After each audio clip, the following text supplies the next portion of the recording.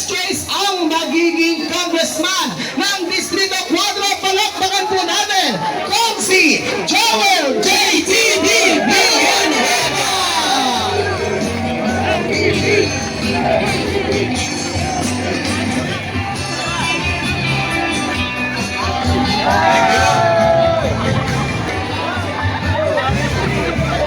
Ayun, maraming salamat Candy Chokes.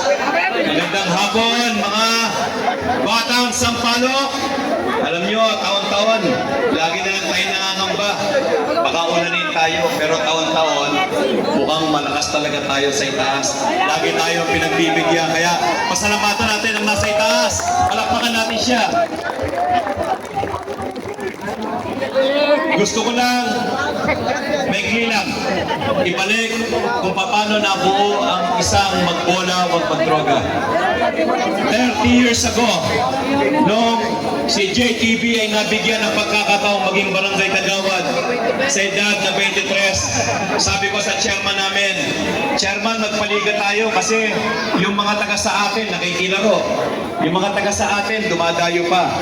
Ano ba, meron tayong puno ng akasya dyan, papagawa tayo ng basketball court, half court lang, magpalaro tayo sa atin. Sabi ng chairman ko, sige, kagawad, simulan mo. Anong itatawag natin sa paliga natin? Sabi ng mga kagawad na kasama ko, hindi, Barangay 438 Basketball League. Hindi, pangalan ko, sabi ng kagawad na mas matanda sa akin dahil siya sa sports. Ang committee ibinigay sa akin, Committee on Ethics, alaws na alaws. Sabi niya, hindi, kagawad, Boy Morales, Kap. Hindi, ganito na lang para walang pagtatalunan, walang nakikinabang na isa sa atin, tawagin natin itong palaro, simple lang, may mensahe, may advokasya, gawin nating magbola, wag magdroga. 1994 yun, half court lang. 1997, pagkatapos isang termino, hindi ko alam, nagugustuhan pala ng barangay ko yung ginagawa ko bilang kagawad.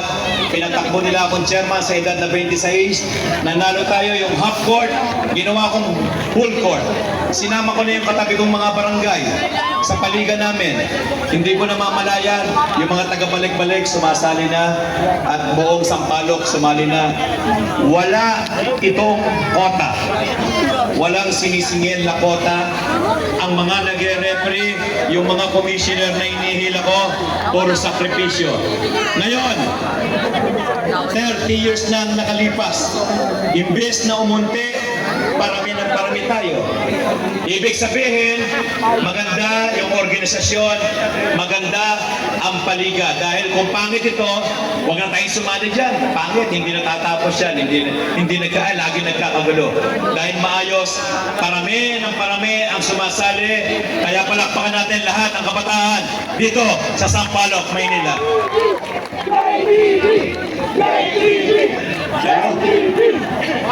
Nabanggit na, dahil 30th season to, ang papremyo ni JTB at ng mga commissioners sa magcha-champion, 10,000 sa champion, 5,000 sa runner-up.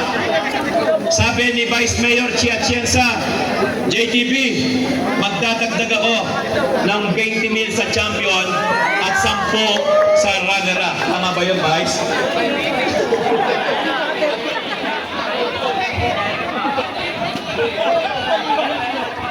Bakit napasuko ah? Kung may 10 ako,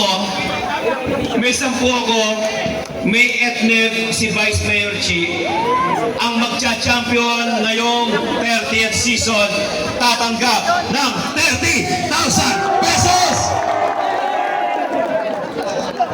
At 15 sa 5 division. Eh ganon, kasaya ito. Sabi ni Vice Chi, JTB, kailan nyo matatapos to? Kailangan bago magsimbang gabi, tapos na kami. Ha? 300 pins, 2.5 buwan lang paglalaruin. Opo, kabisado na namin. Bagamat may challenge sa atin. Maraming salamat sa mga kaibigan kong barangay chairman na nagpapagamit ng mga board nila. Palakpakan natin. Maraming salamat Chairman Jeff Fabiana, Chairman Mike Regala, Chairman Lido Duna, Chairman Erwin Molina, Chairman Rambo, at iba pa, Chairman Justin. Mababawasan tayo ng venue. Yorme, nandito ngayon, nakatingin ang mga kabataan. Pagpasensyahan nyo na. Sa taong ito, hindi na tayo makakalaro sa Dapitan Sports Complex.